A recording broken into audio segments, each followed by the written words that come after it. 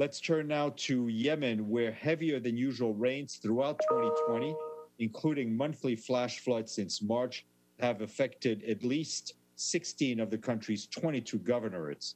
Local authorities estimate that 130 people have died and more than 120 people have been injured across the country's northern governorates.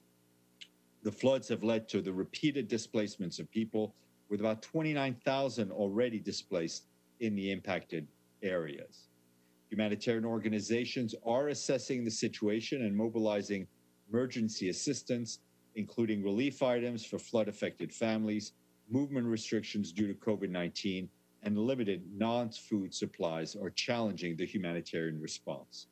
To date, the Yemen Humanitarian Response Plan is only 21% funded.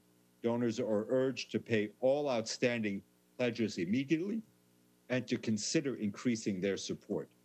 Limited donor funding is forcing core programs to close or reduce supports across the different sectors, including food, water, health, and nutrition. And we have